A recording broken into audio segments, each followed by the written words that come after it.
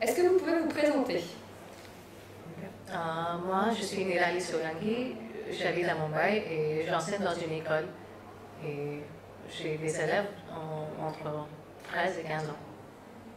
Bon, moi, je m'appelle Senyongita, je suis prof à l'AF Bombay et je travaille aussi à l'École française internationale de Bombay. Bon, normalement, je travaille avec tout public, en fait, les adultes, les ados, les enfants, partout ou pas. Je m'appelle Vaidehi Pachika, je suis prof à l'Alliance française de Bombay et aussi je suis institutrice à l'École française de Bombay. Je m'occupe surtout de la maternelle et je fais aussi du FLE avec les maternelles. D'accord. Quel module avez-vous choisi et pourquoi avez-vous choisi ces modules? Moi, j'ai choisi les modules de la production écrite et de l'enseignement dans une école indienne. Alors, l'enseignement dans une école indienne, c'est très évident parce que souvent on a des contraintes, on a des classes très nombreuses et puis c'est difficile parfois de gérer les classes et de les enseigner. Et alors, c'est bien de pouvoir apprendre de nouveaux moyens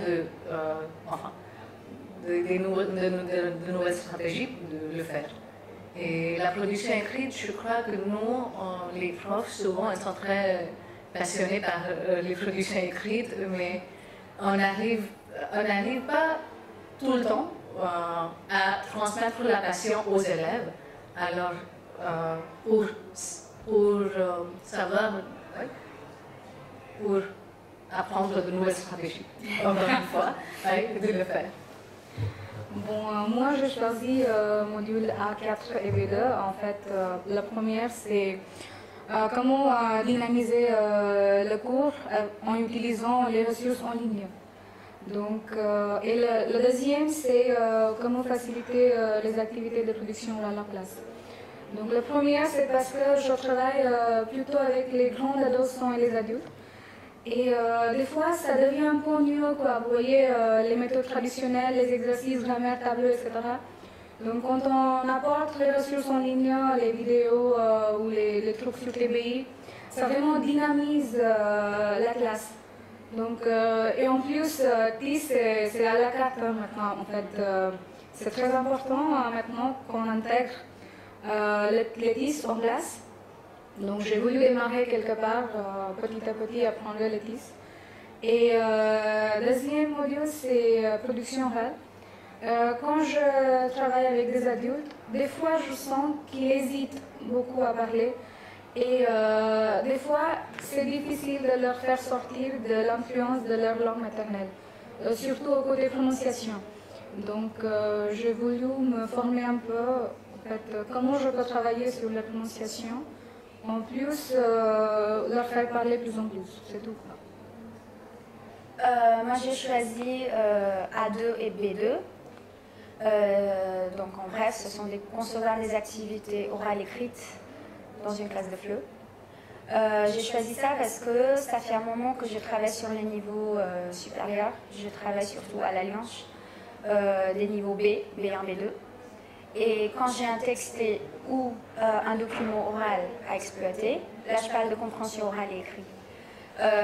Ce n'est pas toujours évident en fait. Moi j'étais très bloquée sur les techniques que j'avais avant et les stratégies que j'avais et les modules, ce que disaient les modules. Et donc j'arrivais pas à sortir de ce qui a été dit et ce que j'avais déjà fait. Et je voulais avoir une base. En fait, défaire tout ce que je savais et refaire et reapprendre des choses et redécouvrir des choses en fait. Et c'est ce qu'on est en train de faire. On est en train de tout défaire et tout refaire en classe et en module. Et c'est ça qui est intéressant. Et côté production orale écrite aussi, c'est très intéressant parce que déjà, puisqu'on parle de la compréhension pour arriver à la production, déjà si on reapprend et redécouvre ce qu'on fait en compréhension, déjà ça modifie beaucoup de choses en production aussi. Et puisque même si on a vu la théorie, on est rabâché là-dessus, c'est pas évident de mettre en pratique tout le temps la théorie. Ça ne devient pas un automatisme.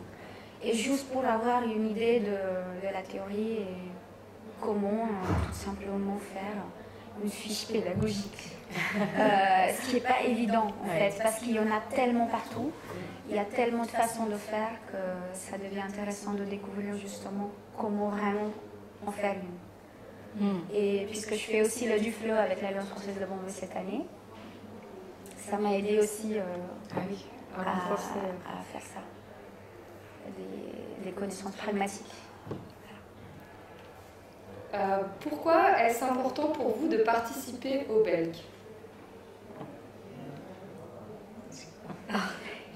Bon, en fait, on a tous fait nos formations initiales et nos diplômes, etc.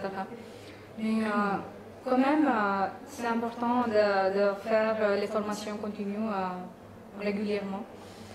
Et les BELC, c'est excellent quoi en fait. En fait, tout le monde qui est prof de français, tout le monde veut vraiment aller assister BELC une fois, deux fois, je sais pas, dans la vie je disais, je sais pas, j'exagère un peu des fois, mais oui c'est important. Et en plus cette fois-ci c'était en Inde, c'était facile, juste à côté en fait. C'est vraiment compliqué d'aller en France, vous voyez, trouver les financements et pour un mois, etc. Ça coûte cher. Donc voilà, si BELC est venu en Inde, pourquoi pas, hein, c'est une excellente opportunité pour nous. Donc voilà, c'est tout. Je crois aussi que le mot-clé, c'est l'échange. Il y a beaucoup d'échanges entre profs, enfin, beaucoup qu'on enseigne auprès du formateur ou de la formatrice, mais aussi entre les profs. Parce que sinon, enfin, il y a 86 profs qui sont ici quand même. Et on parle, on discute et ça revient à une autre chose, quoi. C'est très, très intéressant de voir comment font les autres dans les mêmes situations où tu essaies de lutter tout le temps et voilà, oui, trouver des moyens. Et l'échange, c'est le mot-clé. D'accord. C'est à peu près la même chose. Mais aussi parce que c'est lié au CIOP. Mais ça, qui est déjà une institution très réputée quand il s'agit des langues de FLE, déjà. Et aussi parce que c'était en Inde, et parce qu'il y a des échanges, et parce que c'est très intensif. C'est pas un jour de formation, c'est pas 2 jours de formation, c'est vraiment toute une semaine. Normalement, c'est 2 semaines, je crois. Je ne sais pas trop. Mais déjà, une semaine de 30 heures de formation sur un seul sujet, c'est ça où ça devient intéressant. Et donc, le BELC. D'accord. Est-ce que, pour terminer, vous pouvez nous parler de la place du français à Bombay? À Bombay, ça devient de plus en plus important, déjà, parce qu'à l'Alliance française de Bombay, on a, je ne sais pas exactement, on a 5000 étudiants. Non. 3000. Non, On a beaucoup d'étudiants. Cette année, on est près de 4500 étudiants. Voilà, donc 5000 grosso modo, on a pas mal d'étudiants, voilà, on va dire ça. Et petit à petit, les pédagogies dans les écoles indiennes aussi commencent à devenir plus intéressantes, parce que ce n'est pas les pédagogies traditionnelles. Il y en a toujours, ça existe toujours, mais ça change. Et donc il y a de plus en plus de francophones à Bombay. Déjà, il y a beaucoup de francophones qui viennent travailler à Bombay aussi. Et donc déjà, il y a beaucoup d'entreprises qui sont basées là-bas, pas autant qu'à Delhi, mais quand même, il y en a beaucoup. Donc le statut de français à Bombay, c'est vraiment important. Je crois que c'est la langue, une des langues étrangères la plus apprise, je sais plus. Il y a l'allemand, il y a l'espagnol et il y a... Mais c'est la plus apprise. C'est la plus apprise parce que c'est une des langues étrangères qu'on aborde à l'école, dans les écoles indiennes. Et puis après, il y a l'Alliance française qui ont... Et pour y ajouter, enfin, en ce qui concerne les écoles indiennes, enfin, autrefois, l'idée d'apprendre le français, c'était d'avoir une bonne note finalement. Mais maintenant, ça commence à changer. Les parents, les élèves, ils apprennent une langue étrangère pour pouvoir voyager plus tard, ou pouvoir travailler dans un pays étranger Ça c'est l'idée, mais déjà l'âge où ils commencent à étudier le français, ça change parce que maintenant dans mon école, on commence en grade 3, les élèves ont à peu près 8 ans. Alors, ils commencent à vraiment assimiler la langue comme si c'était vraiment une langue, la deuxième langue, leur deuxième langue. Et ils commencent à leur parler, à le parler sans que... Enfin, c'est autre chose que faire des exercices de grammaire qu'on faisait autrefois. Ça vraiment commence à changer et il y a beaucoup, enfin, chaque jour, de plus en plus d'écoles qui veulent introduire le français. S'ils n'ont pas fait ça déjà dans leur école.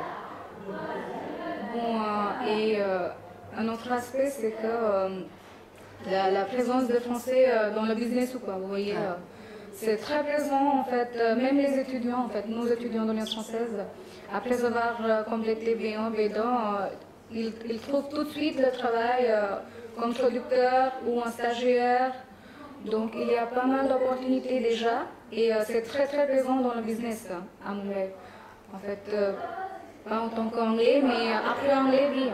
Donc oui, c'est important à Bombay, ça devient important. D'accord. Bon. Merci beaucoup. On vous en prie.